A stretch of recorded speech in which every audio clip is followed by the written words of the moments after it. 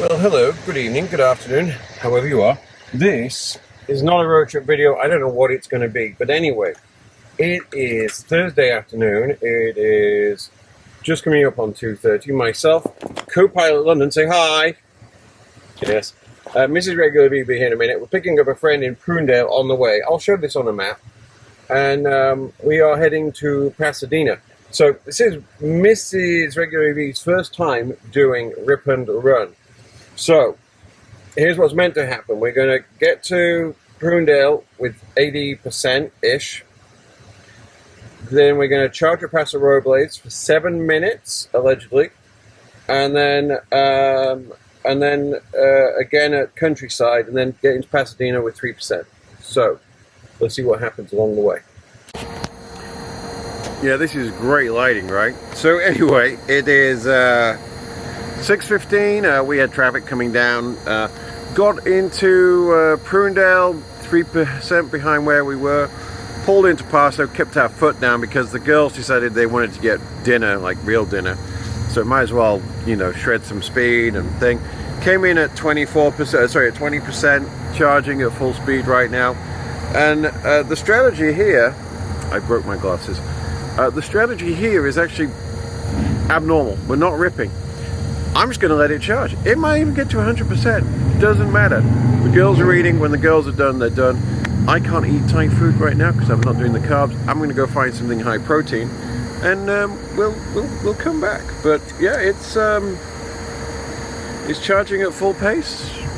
We'll see where this goes.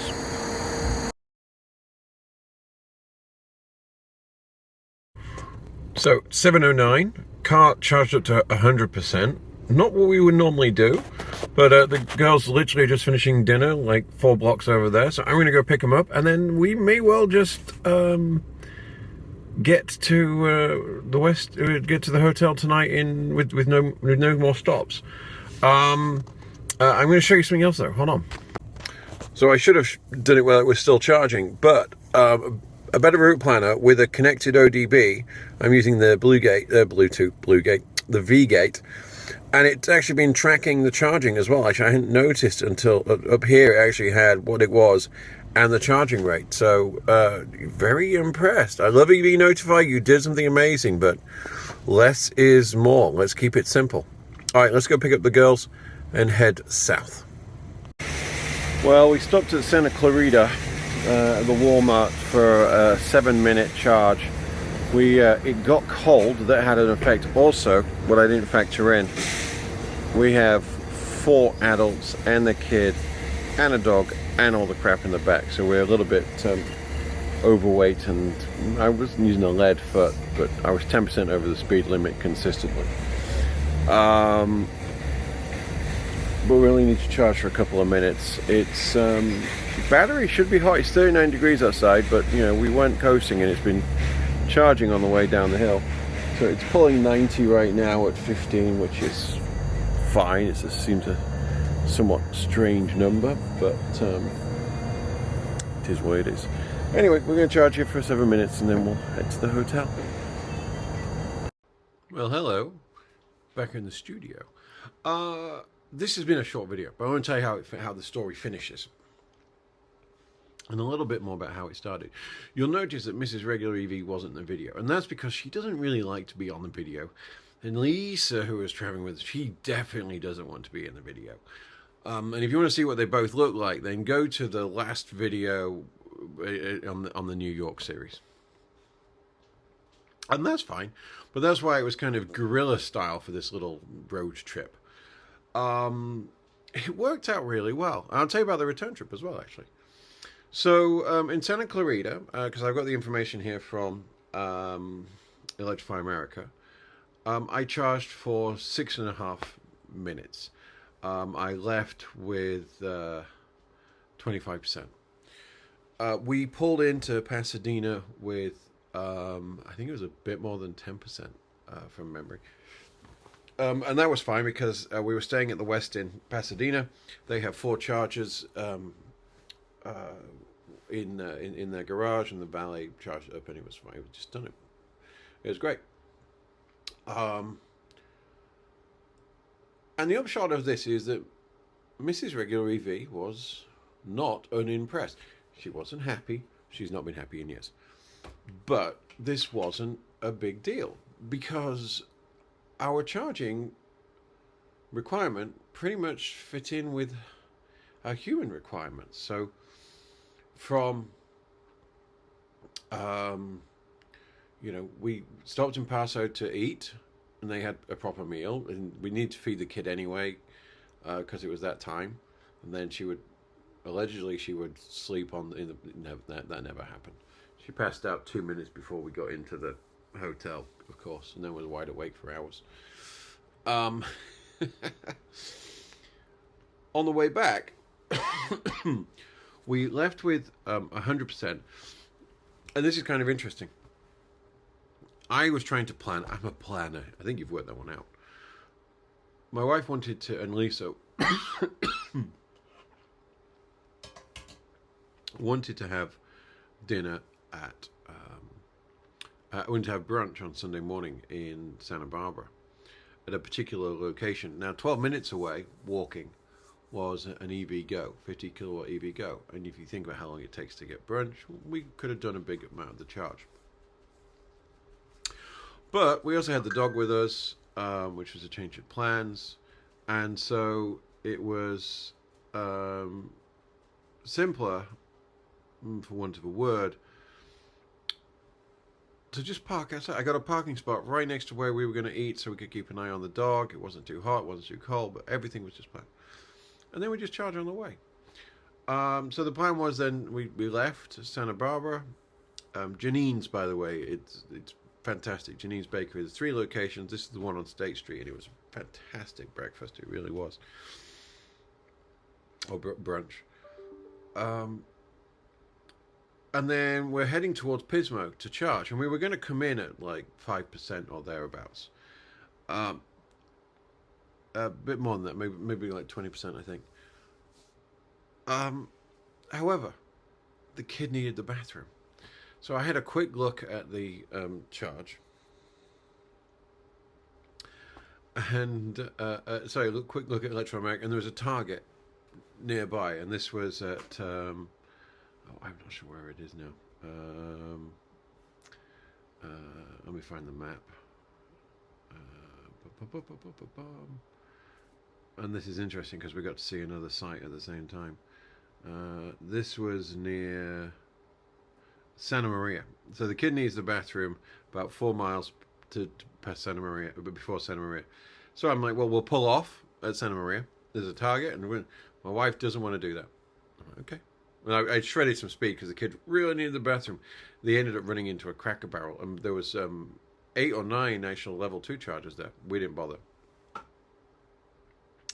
Because our plan is now to just get to... even funnier. I'm sorry. We leave Santa Barbara. My wife now needs to use the bathroom. And it's decided that we'll pull off at Los Alamos. And what's really interesting is the Chevron gas station where we stopped, and I got some gum because I always feel bad about using restrooms without getting gum, is they're building a brand new Electrify America. In fact, everything's installed, it's just not switched on, and I put a picture and an update on PlugShare. So they're building these things where people are going to stop. There's proof. Of course, we leave there, and like almost immediately then the kid says, I need the bathroom. So we don't go to the Target, we just go to Cracker Barrel. And then we're going into Pismo. Now, Pismo, if you go on PlugShare, has got a bit of a reputation, but we looked out, really did, and got a good strong charge. Came in with the numbers, came in at 12%, and went to full speed up to 125, which was great. 126.8 according to this. I went to use the bathroom. The girls went to Bean Coffee to get tea, and literally everyone came back at pretty much the same time, which took 33 minutes according to this. We were at 80%, and we left. And that was going to get us to Prunedale and change. the issue, which is where we're dropping Lisa off, the issue is we were going to be a few percent short to get onwards to Gilroy, and so we were going to have to do a 7-minute charge at Salinas, except my wife's humanity failed her and she needed the bathroom again. And so I said, well, we can stop at Salinas for 7 minutes, or we can stop at Salado, I think it's Salado, for the same amount of time. There's 30 miles difference between them. It doesn't make that much, thing. So as there was a Starbucks right there, we ran in. I came in with 21. I left with 47. And literally, I dropped her off, drove to the charger, plugged in, and then we unplugged as soon as she came back. The irony, of course, is as soon as we did that, then my daughter says she needs to go number 2. But we'd already left the charger and I wasn't going back. And we drove home on that charge. And we got in at 4% or whatever it was. A bit more than the 8% it was. Because then once London was asleep, I went down and did a charge down the hill and just took my laptop with me to edit some videos. So, what does this all mean? The wife was fine with going to LA in the car. She now understands that the charging is not an issue. It's the human being. And as long as you can try and make those two things, and with a 5-year-old you can't, because it's just going to happen when it's going to happen. But the infrastructure is getting stronger. The fact that the infrastructure was there but it's not switched on yet in a random middle of nowhere situation just shows you where we're going. And Joe and I will talk about this on the podcast, on the Family EV podcast. And we now got competition. So in Salado, I think it was, there's now additional 200 kilowatt chargers coming online, and they're not EV Go. We'll talk about that on the pod. But yeah, Mrs RegularEV was absolutely fine with the road trip. We didn't spend any time extra charging, that we weren't doing anything else human. We didn't go out of our way. We didn't change our route. And so I count that as a success. Hey, I know I haven't posted content in a long time, and this came from nowhere. I'm still working my way through so much stuff. I got a new job. I'm now the chief marketing officer for a security company. With that responsibility came a lot of work. I'm trying to get on top of stuff, so I've not had much editing time, which is why you're getting this. But I talk about everything that me and Joe have the pod every week. That's scheduled in. I work around it, and I'll be producing more content as I can. Other than that, if you have been, thanks for watching. Be safe.